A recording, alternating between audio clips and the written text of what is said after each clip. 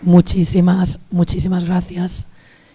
Estoy muy emocionada de estar aquí y lamento estar hechizada. Hace muchos años me hechizaron cuando me enamoré en la época de la universidad y me quedé afónica. No sé qué pasó en el tren, la verdad. Estaba concentrada trabajando. No había nadie, no sentí ese amor que tenía en aquella época de la universidad, pero bueno, creo que ha sido llegar aquí y enamorarme y volverme a quedar muda, ¿no? Pero estoy muy agradecida, me estoy concentrando para intentar daros una conferencia que os haga sentiros bien, porque la literatura nos hace sentir tan felices que os agradezco ese amor por los libros y ese amor por ese espacio de la niñez, que es el germen de las mejores cosas, que es donde se fabrican los sueños, donde se fabrica el ánimo creativo, y es un espacio que hay que trabajar y que para mí es fundamental y ha marcado mi vida, la niñez, los niños, los adolescentes, cómo llevar la educación por la literatura, cómo llevar el creer en los libros. Yo fui una niña muy afortunada, yo nací en una familia de literatos, mi padre es José María Merino, que es un escritor fabuloso y un cuentista maravilloso, y tenía la biblioteca en casa y siempre he querido llevar esa pasión por los libros a todos los lugares donde he podido desarrollar programas y he podido trabajar. Como era una niña muy inquieta, me fui de casa muy joven. Primero me fui en Interrail y di la vuelta por Europa y luego crucé el Atlántico y me fui. Fue una experiencia de 30 años porque fui para un año y se alargaron.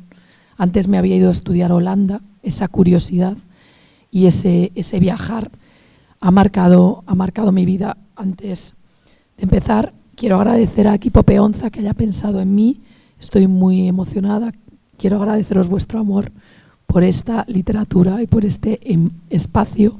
También estoy emocionada porque está Antonio Ventura, que me editó mis primeros libros infantil y juvenil y fue clave en este salto, porque yo dibujaba mucho y ahora os voy a enseñar dibujos de estos que hago.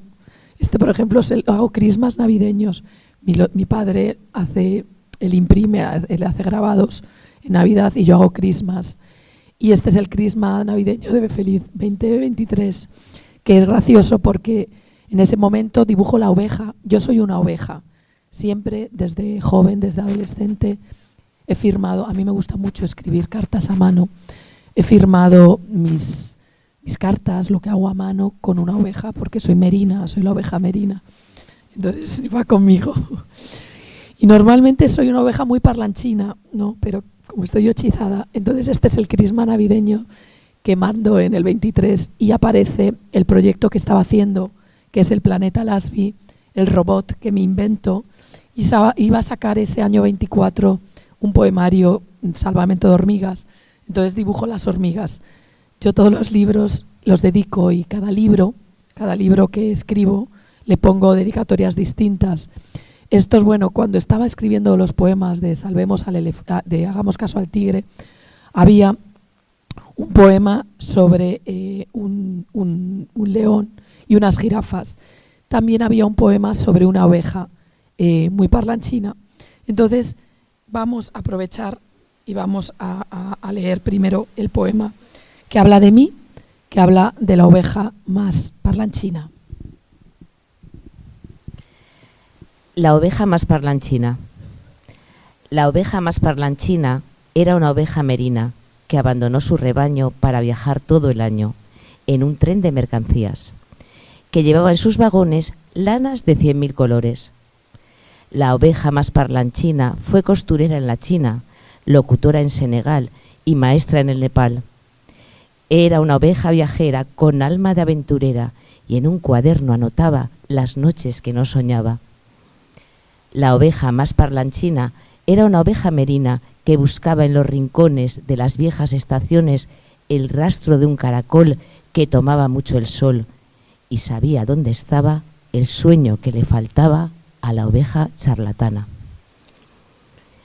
La oveja tanto buscó que al caracol encontró en la estación soleada de la ciudad de las hadas, y él le dijo la verdad sobre su calamidad, que su sueño estaba preso dentro de un diente perverso en la boca de un dragón que pecaba de glotón. y pocas noches dormía por la acidez que sufría. Entonces se dedicaba a contar saltos de valla que 100.000 ovejas daban. La oveja más parlanchina se quedó muy sorprendida de saber que no dormía porque un dragón tragaldabas 100.000 ovejas contaba. Para la linda ovejita, saber que su sueño habitaba en el diente de un dragón fue peor que un coscorrón. Se quedó desconcertada y fue a pedirle a las hadas un consejo luminoso que le ayudase a soñar los sueños que le faltaban.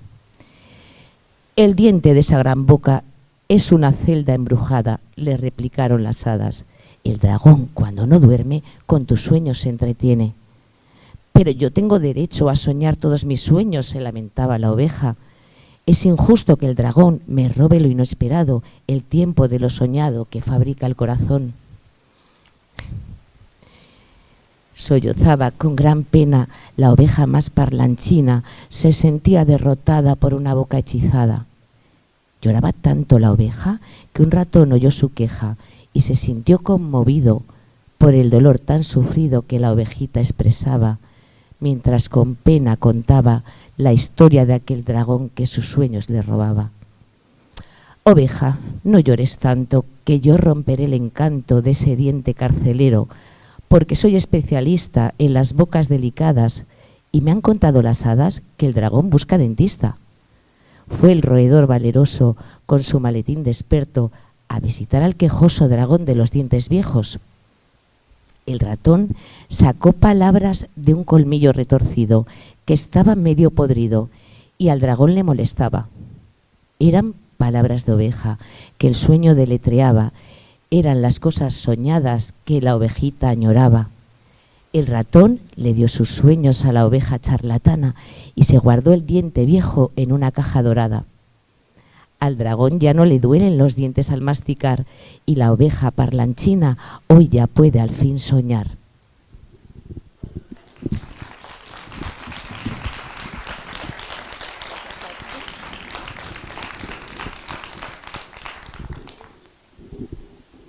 Bueno, pues ahí está mi oveja. Este poema, que es un poema que cuenta un poco cómo soy yo de charlatana y de inquieta y de viajera.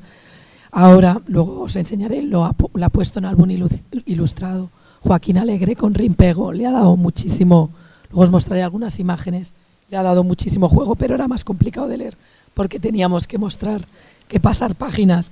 Y es uno de los poemas que sale en Hagamos caso al tigre, ese libro que Antonio me publicó y que siempre le agradeceré, porque eran poemas que yo iba escribiendo en los viajes que hacía. Iba mucho, me fui a vivir a Estados Unidos, primero me fui a Columbus, Ohio, luego a Pittsburgh, Columbus a hacer el máster, Pittsburgh el doctorado. Yo era muy jovencina cuando me fui para allá, tenía 23 años, iba para un año y se convirtieron en 29, que es como un poco sorprendente, ¿no? Porque no es verdad. Tienes la sensación de que no pasa el tiempo. Yo me siento igual que cuando me fui, ¿no? Y ya soy una señora.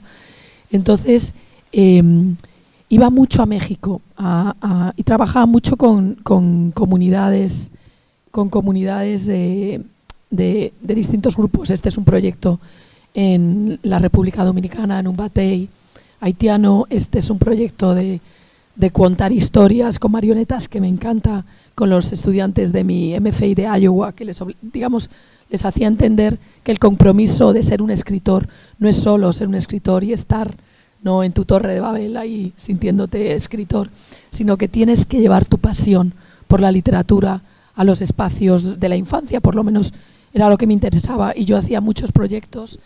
Creé el Creative Writing Project, el programa de alfabetización creativa. Es un proyecto de llevar a comunidades de niños en situación de riesgo la creatividad, hacer actividades de dibujo y de contar historias, y estar con ellos y transmitirles esa pasión por la lectura y por la escritura, ¿no? Entonces me gustaba mucho trabajar con ellos y generar con esos dibujos que hago yo, muy caserillos, historias y hacer que creasen cosas, ¿no? Este es uno de estos de mis dragones de sueños. Entonces, bueno, esa parte de mí marca mi vida. Bueno, esto es, y cuando voy viajando, cuando hago muchas lecturas a espacios adultos, en México sobre todo, iba a visitar escuelas, y en las escuelas me venían todos los niños pidiéndome autógrafos, que les encantan a los niños pedir autógrafos a los escritores. Y yo les iba dibujando personajes porque me gusta dibujar, es natural, me gusta, no soy profesional, pero soy de ese tipo de perfil que estoy haciendo dibujitos todo el día. Y pues fui haciendo diferentes personajes y de ahí iba haciendo un león y les contaba historias. Y de esas historias iban saliendo poemas, como el poema del monarca cabezón.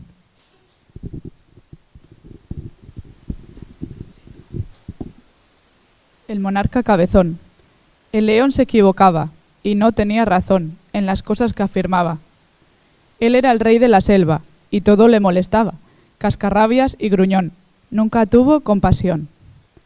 Pensaba que era el más sabio, creía que era el mejor e imponía su opinión en cualquier celebración. Si llegaba el carnaval, prohibía que las jirafas lo pudieran celebrar. Era un león envidioso, inseguro y caprichoso, y no podía aguantar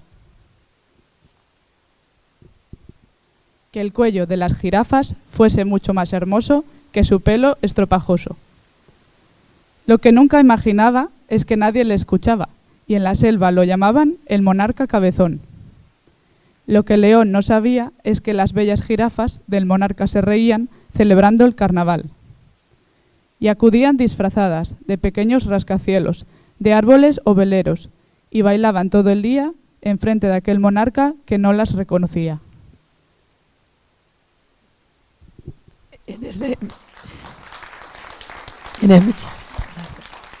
En esta ocasión, bueno, pues un día me puse a dibujar cómo sería ¿no? la ilustración del monarca cabezón, que son cosas de cría, porque son muy dibujines, ¿no? Como me salen. Tuve la suerte de que este libro me lo ilustró Max, que es un autor de cómic que amo, al que conocí en un viaje en Washington, en un congreso de cómic de los que yo participaba y hace muchísimos años, y siempre que hablábamos yo decía, si algún día tengo un libro infantil te voy a buscar porque quiero que me lo ilustres. Y bueno, y Antonio hizo el milagro, Antonio Ventura, de poder emparejarnos a Max y a mí para este proyecto maravilloso de Hagamos caso al tigre, donde trabajaba distintas historias. Y este gato que hay aquí dibujado es el genio Garabato, que también dio pie a un poema. Es un poquito largo, pero... Cuando la tierra era plana y los desiertos tan grandes como el cielo, si la tristeza acechaba, podías buscar consuelo en el bazar de Damasco, donde un viejo comerciante vendía miles de frascos que guardaban las esencias de los olores más finos o los sabores más raros. Cuando la tierra era plana y las culebras de mar eran dragones, en el bazar de Damasco solía dormir un gato conocido como el genio Garabato.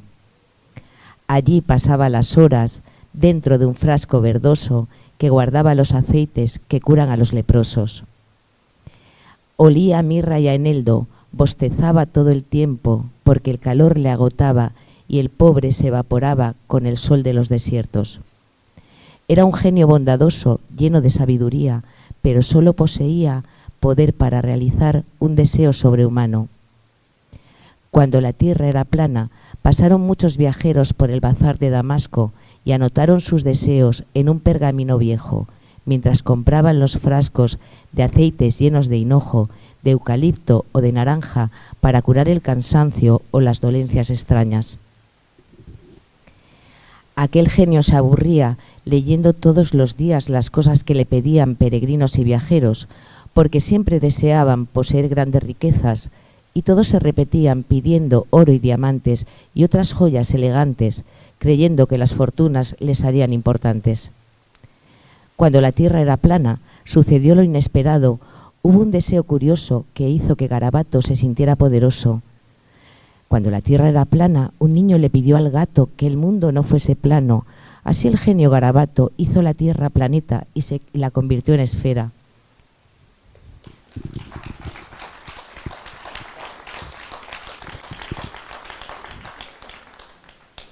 Y bueno, estos dibujos, muchísimas gracias, estos dibujos, por otra parte, son las dedicatorias que hago en los libros. Ese es el libro del mapa de los afectos, con el que gané el premio Nadal y que en cierta medida se hermana con El murmullo de encinas, porque en esa novela, que es una novela para adultos, el bosque es muy importante y la clave de todo lo que sucede o cómo se relaciona en los personajes y está ligada al bosque. Y mi forma infantil de firmar a la gente que me pide dedicatorias es dibujar un árbol en cada libro, para un árbol de ese bosque de la novela. Entonces sé que cada libro del mapa de los afectos lleva uno de los bosques. Esta otra dedicatoria es la de Amigo, que es otra novela adulta que escribí, que es El sol y la luna mexicano y el gato de Alicia sonriente que salen de paratexto en la novela, ¿no? Y estos son los momentos en los que estoy con los críos haciendo proyectos. Quiero leer otro poema de este libro porque estamos cerca del mar. Es un poema que habla de una sirena y que como la sirenita se quedó muda, creo que es muy adecuado para esta situación.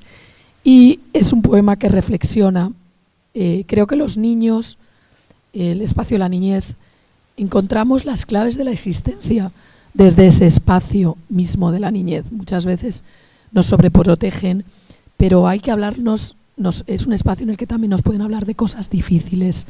Y bueno, el de la sirena Magdalena habla del espacio de la vida y del espacio del más allá.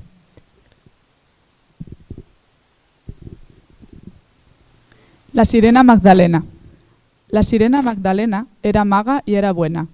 Tenía una gata blanca con cola de pescadilla y un búho medio langosta que frecuentaba la costa cuando las algas dormían. La sirena Magdalena en el mar era la reina de las sopas marineras y sus caldos y potajes eran el mejor brebaje que les podía ofrecer a los pobres marineros que con sus barcos se hundieron y no pueden regresar al lugar donde nacieron. Magdalena cocinaba recetas llenas de olvido para que el fondo del mar no pareciese un castigo. Magdalena preparaba confitados de alegría para que los marineros disfrutaran todo el día de aquel húmedo universo. Cantan los marineritos que en el mar está su cielo, porque la sirena maga siempre cocina consuelos para los tristes ahogados que al fondo del mar se fueron. Cantan los marineritos que no le temen al viento, ni a los barcos que naufragan, porque el mar tiene una maga que cocina la esperanza dentro de los pensamientos.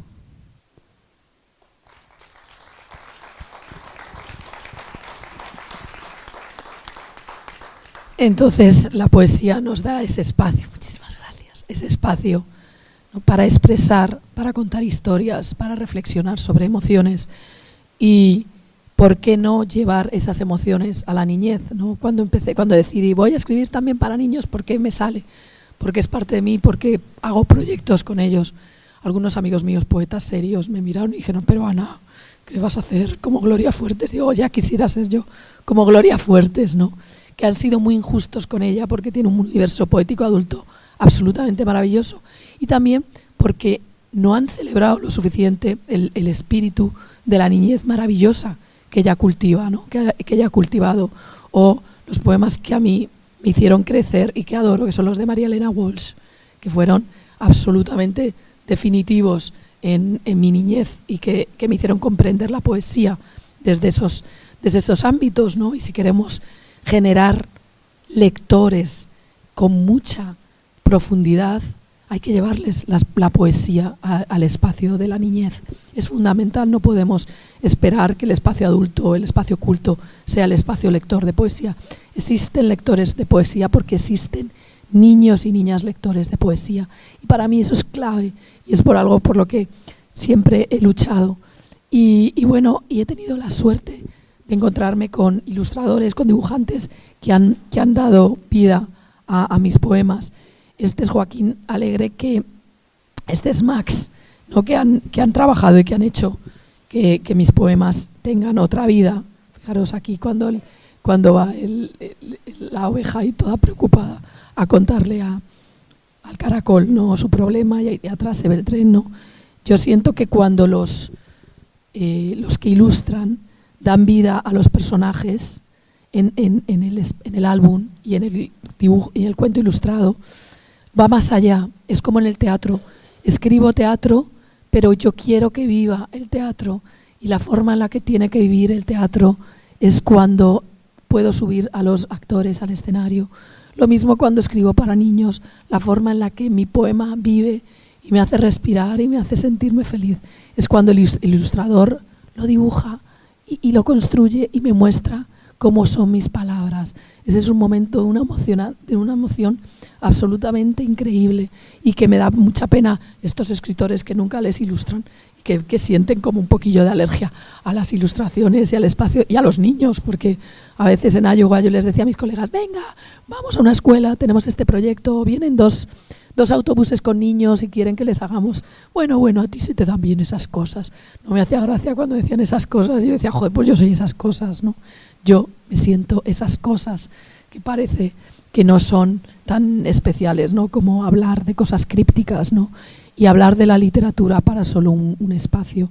La literatura somos todos, y si no la abarcamos, y los maestros y las maestras son fundamentales. También la paternidad, las madres y los padres, ¿no?, cómo lleven la imaginación al espacio de los afectos, porque si vinculas los afectos, las emociones, el querer a la literatura, a la oralidad, al contar cuentos, al contar historias, es cuando vas a hacer ese sustrato de comunidad que hace que existamos todos y que estemos aquí.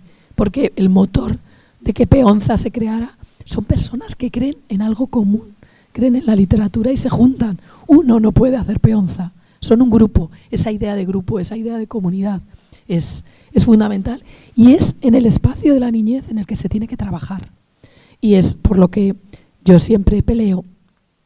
Luego también escribí El vikingo soñador, también me lo ilustró Max. El vikingo soñador es un poema épico. A mí me gusta mucho pensar en clave poética, me pierde la poesía, y es un poema largo, épico, de aventuras y desventuras, pero me sirve para contar una historia, crear un relato en verso, para que los niños sigan sintiendo la poesía, pero meterles por una historia larga, compleja, donde pasan cosas, donde lo fantástico, que es un ámbito que me encanta, puedan entender, ¿no? Y en este caso es un vikingo inquieto que sale de viaje, que decide, vamos a leer un par de capítulos, el capítulo de cómo decide irse antes del viaje. Es un libro que está dividido en distintos capítulos que van contando, ¿no?, ese viaje de este vikingo. Antes del viaje. El vikingo despistado que coleccionaba monedas y vive en la vieja aldea de los árboles helados llenó un día sus maletas de cosas raras y viejas, de trastos rotos y extraños. Sacó brillo a su gran casco y preparó su armadura para una gran aventura de un viajero solitario. En el mesón de la abuela, donde casi siempre cena, todos lo vieron bailar descalzo sobre la mesa, canturreando promesas de trotamundo sagaz. A todos les repetía su estribillo de ilusiones, pero nadie le creía, porque siempre les juraba que ya pronto se marchaba, que esta vez no volvería, que otras tierras lo esperaban, que su dicha estaba escrita en los sueños migratorios de las aves peregrinas. Entonces en este libro van a pasar cosas, se va a ir y por supuesto va a naufragar. Yo tengo una relación con los naufragios, y se va a caer por un abismo, y en ese abismo que le van a llevar se va a salvar, va a aparecer en otro mundo, y en ese otro mundo desconocido le van a suceder cosas. Va a conocer a un pescador, va a conocer a una pastorcilla. Yo tengo pasión por las ovejas y obviamente por las pastoras, y ya sabemos que en la tradición clásica, ¿no?, cuando hablamos de los clásicos y cómo vamos a enseñar los clásicos, ¿no?, ¿no? ¿Cómo vas a enseñar, no, las soledades de Góngora, la novela pastoril? Bueno, pues aproveché y a mi proyecto le eché de todo, ¿no? Le eché un vikingo viajero, le eché una pastorcita, la pastora. La pastora ciega. La isla del pescador estaba llena de ovejas, paseando por la playa que pastaban en la arena las algas que el mar dejaba. Allí había una pastora, en una roca apoyada, con el rostro entre sus manos, junto al agua sollozaba. El pescador y el vikingo corrieron a consolarla, y ella con gestos dolientes le relató su desgracia. Me dormí sobre la arena y desperté sin mis ojos, sintiendo un terrible enojo. Los he llamado 100 veces para que vuelvan conmigo. He esperado y no han venido. ¿Qué le hice a mi mirada para que ahora esté extraviada? El vikingo contemplaba con silenciosa emoción el rostro de aquella dama, y aunque sus ojos no estaban, era hermosa y delicada, con su rebaño de ovejas y el vacío en su mirada.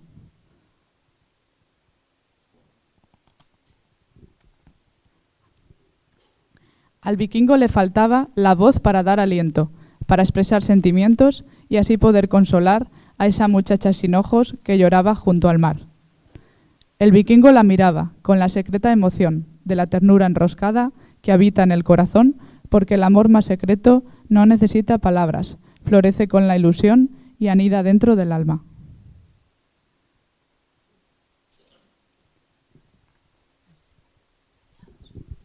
Me acabo de dar cuenta. Gracias. En el vikingo soñador, el vikingo cuando pasa al otro espacio, al otro mundo, se queda sin voz.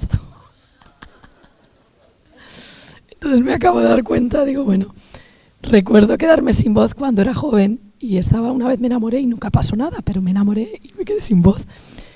Y claro, eso que te pasa, esa vivencia que tienes, de pronto se trasladó a el vikingo soñador, porque él pasa al otro mundo y en ese otro mundo al que llega, cuando le rescata al pescador, no puede hablar, no le puede contar lo que ha pasado, no le puede contar.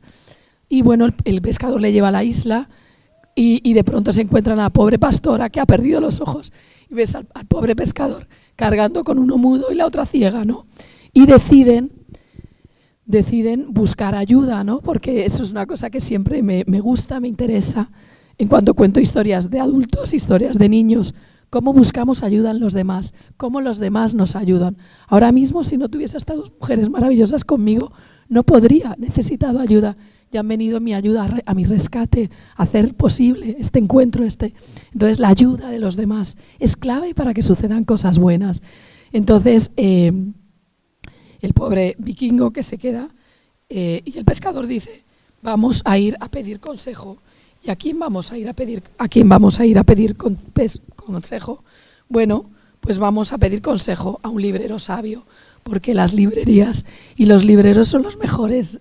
Las libreras son las personas que te van a ayudar porque tienen libros, saben de todo, ¿no? Los sabios de una ciudad siempre son los libreros y las libreras. Entonces, en este poema épico van a pedir ayuda al librero y claro, sí, el librero va a saber dónde van a encontrar, ¿sí? El librero sabio. ¿Cómo puede ser posible, se preguntaba el vikingo, que no tenga pensamiento si yo sé bien lo que pienso, aunque ya no pueda hablar? Pero nadie le escuchaba porque el vikingo no hablaba y todo lo que pensaba se ocultaba en su silencio. El librero lo ayudó a entender lo que pasaba y le explicó cuidadoso que en el mundo en que se hallaba, la voz de sus pensamientos no pronunciaba palabras.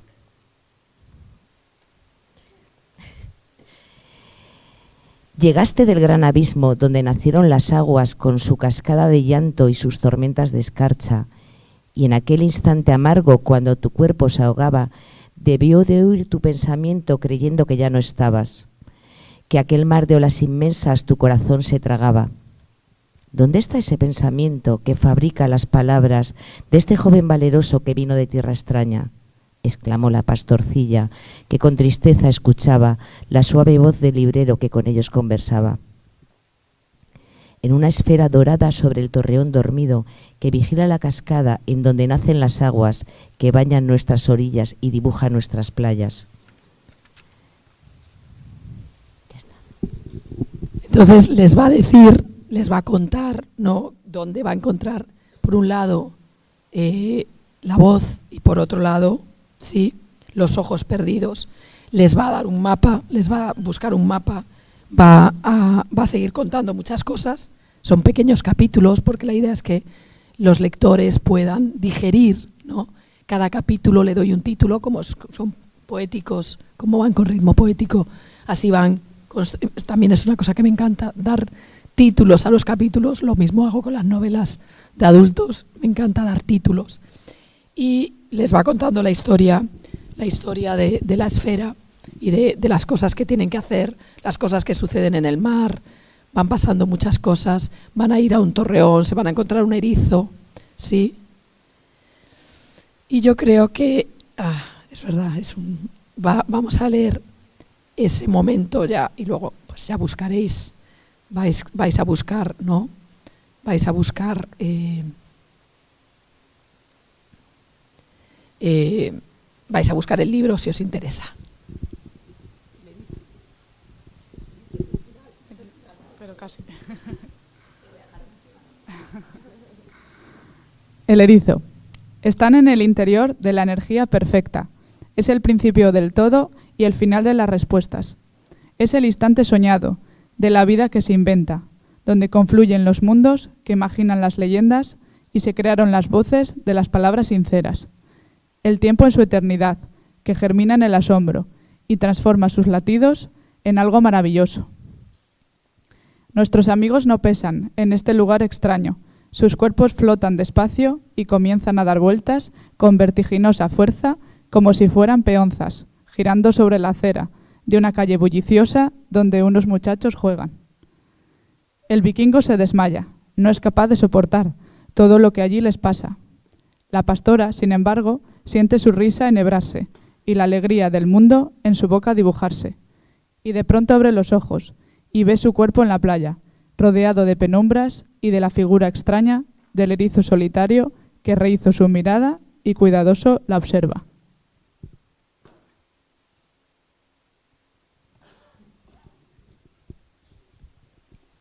La pastora quiere hablar, pero el animal se aleja y ya no puede escuchar lo agradecida que está la dama de las ovejas. A su lado está el vikingo y parece muy dormido. Lo trata de despertar, pero es un cuerpo vacío de un alma que ya no está. No te vayas, no te vayas. La pastora se lamenta y lo llama sin parar, pero su amigo se ha ido, se ha tenido que marchar. Nuestro vikingo ha partido a su mundo de verdad y la pastora se abraza a esta otra realidad, a ese cuerpo transparente que la luz de esos instantes difumina lentamente.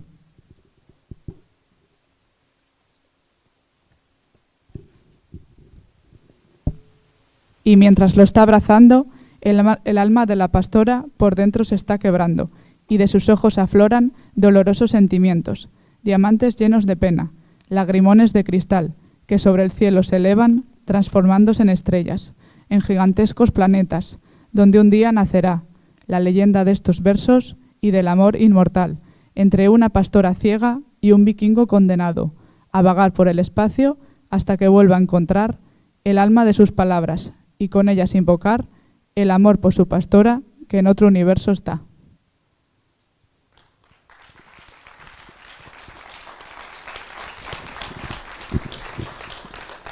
Entonces, bueno, luego hay un par de capítulos más para que los niños reflexionen.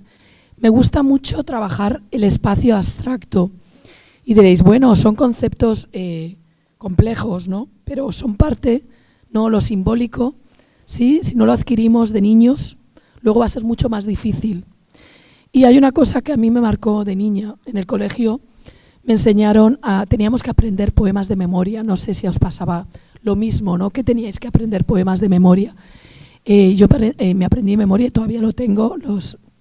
Recuerde el alma dormida, avive el seso y despierte contemplando a Manrique, cómo se pasa la vida, cómo se viene la muerte tan callando, cuán presto se va el placer, como después de acordado da dolor, como a nuestro parecer cualquiera tiempo pasado fue mejor.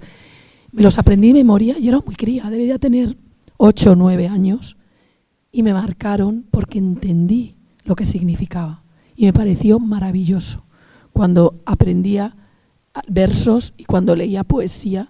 y entendía y me emocionaba. Entonces yo apuesto por darle complejidad, por darle belleza, darle ritmo, lanzar muchas imágenes para que tengan que darle sentido mientras ven las maravillosas ilustraciones y lo asocian unas palabras complejas a un abrazo, a una expresión, a la idea de amor, ¿no? Esa es una forma que entiendo, ¿no? y que para mí marcó, ¿no? Aquí vemos ilustraciones de Max de cuando están las ovejas, de cuando está el vikingo mudo. Aquí tenemos a la pastorcilla, ¿no? que van juntos por el pueblo para llegar a donde está el librero que les ayude, ¿no? Que hizo Max unas ilustraciones absolutamente deliciosas y disfruté muchísimo. Otra de mis pasiones, bueno, es el teatro, y en este caso Flavia Zorrilla me lo ilustró, y aquí pude trabajar lo mismo, la relación en verso, ¿sí? Y me gustaría ver si las dos podéis leer la primera escena, ¿no? La conversación entre el cocodrilo, está el cocodrilo y la jirafa, y bueno, y el tigre. Cambiáis un poco la voz del tigre para que y cerramos ya con tigres y nos quedamos, y podéis, yo creo que vais a poder hacer, ya que os tengo aquí secuestradas, y por lo menos fin de la primera escena hacemos esa primera. ¿Hay tiempo o cómo vamos de tiempo? ¿Hay tiempo? ¿Sí? ¿Vamos bien de tiempo? Vale. O sea, son tres personajes en esta primera escena, ¿sí? Cocodrilo, jirafa y tigre.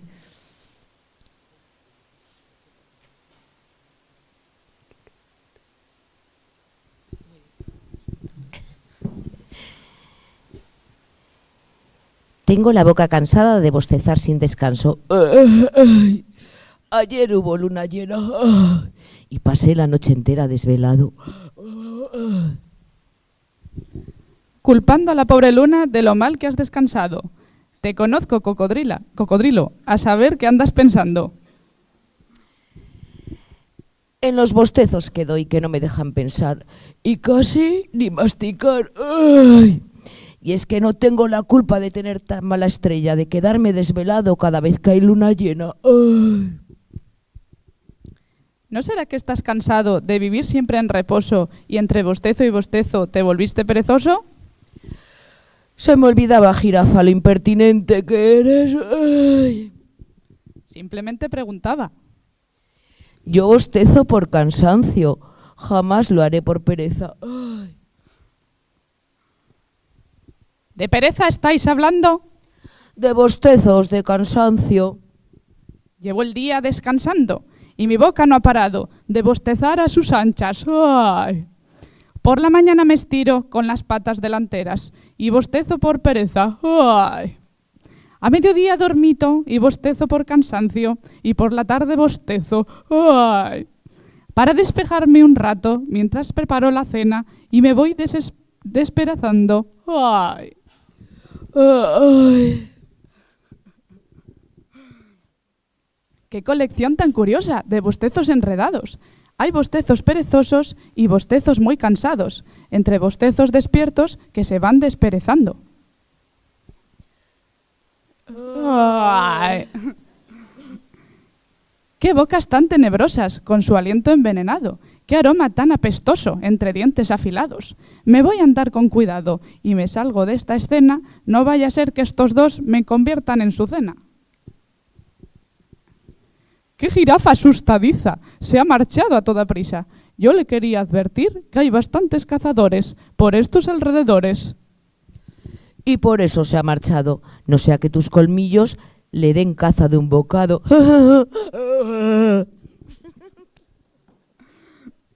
Pues estás equivocado. Solo consumo gacelas, pues la carne de jirafa no está demasiado tierna.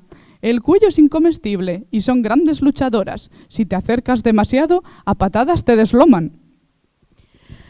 Con mi boca primorosa y sus cuchillas de sierra, yo me podría zampar hasta el alma de las piedras. Pues no me incluyas, amigo, en tus planes digestivos. Yo aquí he venido a pactar que podemos merendar una presa más sabrosa, la carne más deliciosa que puedas imaginar. ¿De qué presa estás hablando? Que yo ya estoy salivando. Llegaron los cazadores, con su arrogancia serena, pensando que por cazar son los reyes de estas tierras.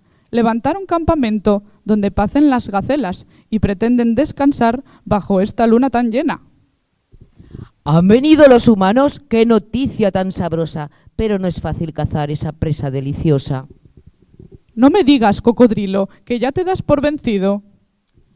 Lo podemos intentar, pero con mucho cuidado, no sea que nuestro afán nos haga volvernos presa de esos humanos malvados.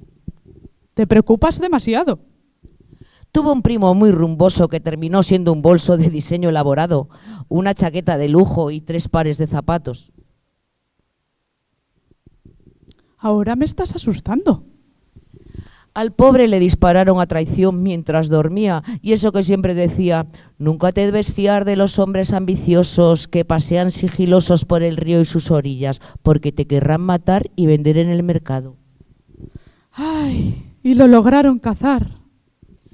Y lo volvieron calzado. Pues tenemos que vengar este drama familiar de tu primo desgraciado, que no se pudo escapar de los humanos malvados. Piensa en la carne sabrosa que podremos degustar si el plan que estoy maquinando lo llegamos a alcanzar. Ya me siento valeroso imaginando un manjar de cazador ambicioso que no sabrá reaccionar cuando lo encuentre dormido y no pueda despertar porque me lo habré comido.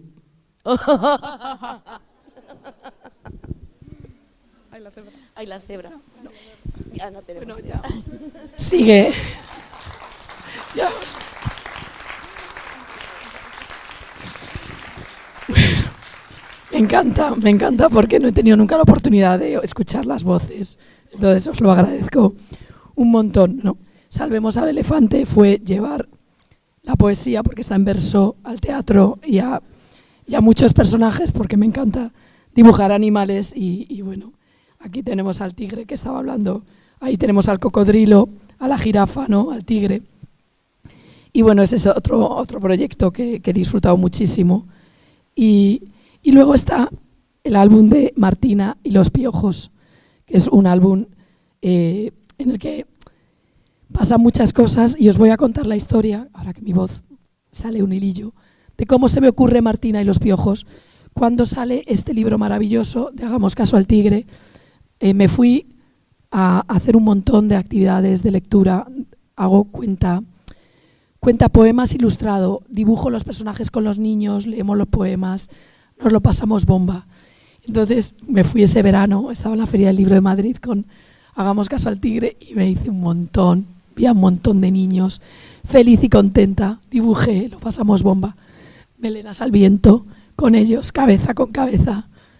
Total, que volví a Iowa en el avión y empecé a sentir un picor, pero qué picor sentía.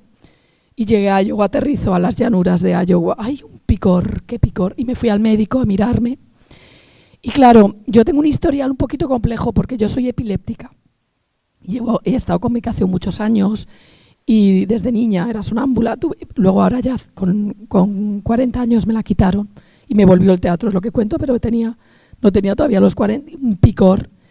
Y me fui al médico y el médico americano, en vez de mirarme la cabeza, me dijo, miró mi historial, dice, uy, eso es que tienes un prurito, vamos a mirarte el hígado, porque claro, como has tomado tanta medicación, vamos a ver tu problema de hígado y tal. Y yo de hígado, tenemos que hacerte una punción en el hígado. Digo, joder, yo solo siento un picor. Digo, mal, caspita, solo siento picor. Sí, hay que mirar tal, vamos a hacer y me mandan las pruebas y tal. Y claro, yo me volví a casa, las pruebas eran como 2 semanas después. A la semana yo decía, joder, este picor, pero no es que digo, no sé, el hígado, pero ¿por qué el hígado se me va a la cabeza? No lo entiendo.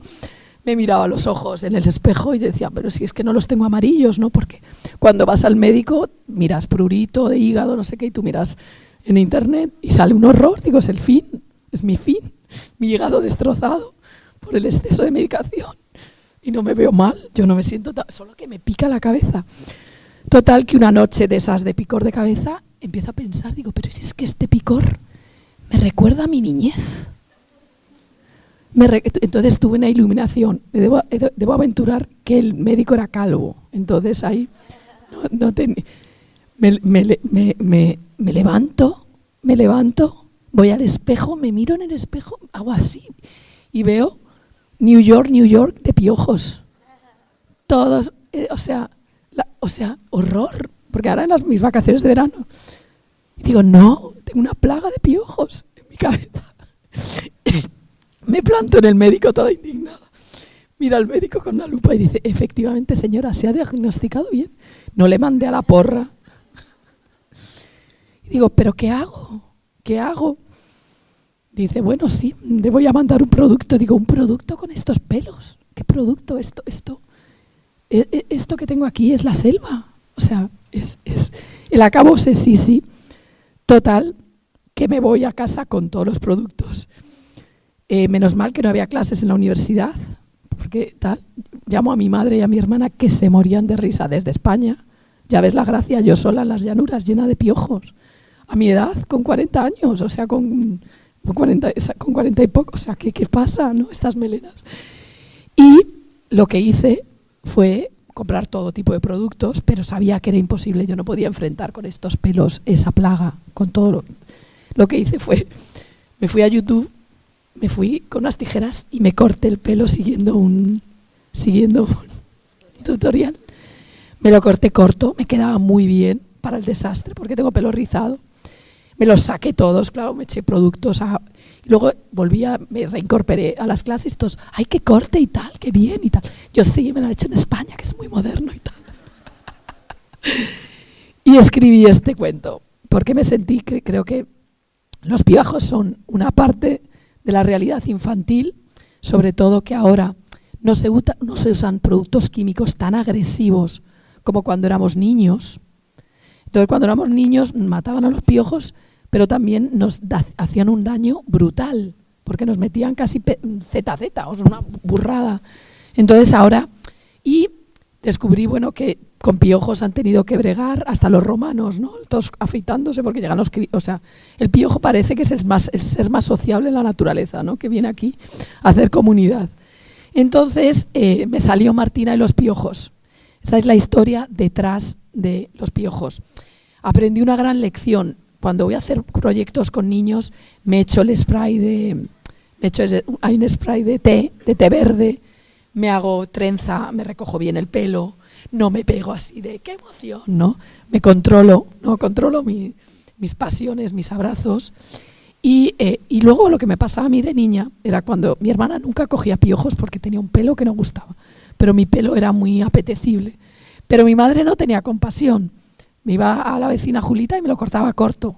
O sea, volvía como niño. Lo que pasa que ahora, las nuevas generaciones, las madres no te dan, o sea, ese corte y no te vuelves como niño.